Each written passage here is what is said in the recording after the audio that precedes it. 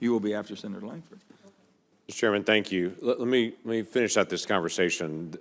On June the 30th, there is a release of a proposal. There's going to be a comment period and everything else on offshore. Okay. When is the earliest we could actually start leasing? I know there's comment period coming back in. I've got a lot of other questions I want to go through, but when's the earliest, based on this proposal, we could actually start leasing? Because the 5-year plan is set to be done by that point. It's not done. It's a proposal. So when's the earliest we could actually start leasing? Senator, thank you for the question. So we develop and release the develop and release of the proposed program draft, the programmatic environmental impact statement, followed by a 90-day public comment period. We incorporate those comments and input to develop and publish the proposed final program and final programmatic EIS, which can be approved by me and adopted 60 days after that. So we plan to propose have the proposed program by June 30th, and it's another 90 plus 60, 150 days after that, and probably. So you're saying by the end of this year, by December 31, at that point with that calendar, that you would be able to start leasing at that point? I will absolutely keep you abreast of the progress that we're making and make sure that this committee knows. So when is the deadline on it to be able to start leasing, actually, to be able to get to this point to have this process done? I don't think there is an actual deadline. That's the concern, actually, that all of us have, is that there's actually no deadline, that the proposal to talk about it is coming on the date that it should be done, and that this is going to then stretch out for the next 2 or 3 years of talking about it. And so we're trying to figure out when's the deadline to actually start leasing. We will absolutely keep you informed. So there's not a deadline on it?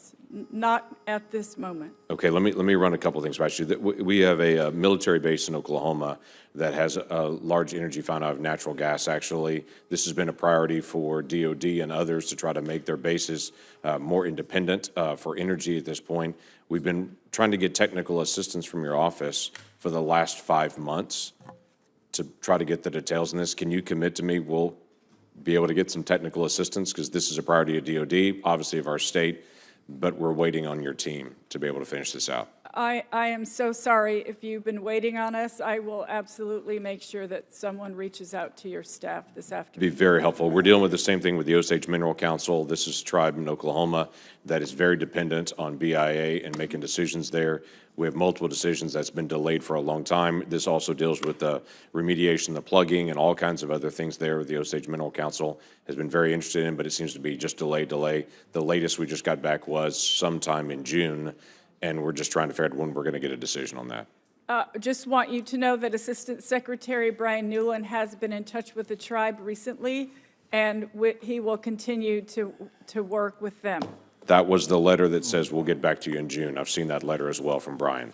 But they're just looking to try to figure out when are they going to get answers. Right now they're just getting we'll give you an answer at some future date, and trying to be able to get resolution on it. In the Southwest, and you may have heard about this, we try to give an update to your team. We were going to ask about this. The administration talks a lot about critical minerals development.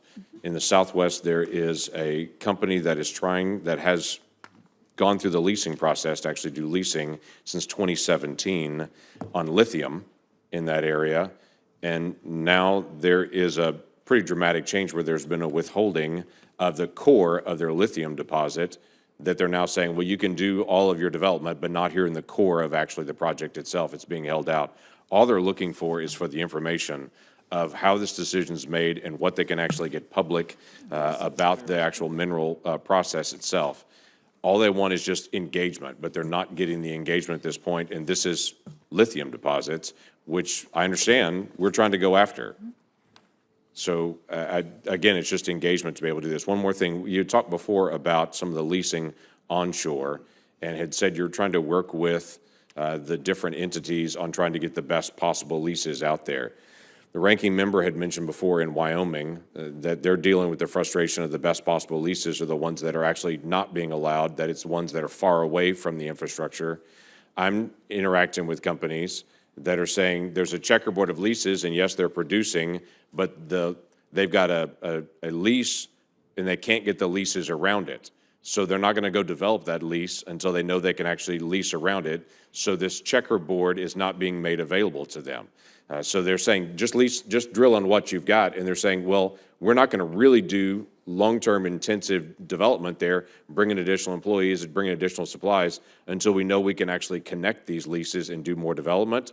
But that's not being allowed by your team. They have reached out multiple times to the team to say, will you talk to us about these leases being made available? And the answers they're getting is zero. They're not getting a response at all on it.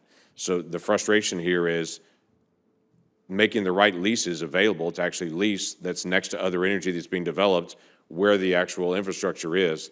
Again, this has the appearance for the future of we don't want more development in this area. We're going to make it more expensive and harder to be able to get to those leases rather than the less expensive areas where we know we have reserves and infrastructure being made available.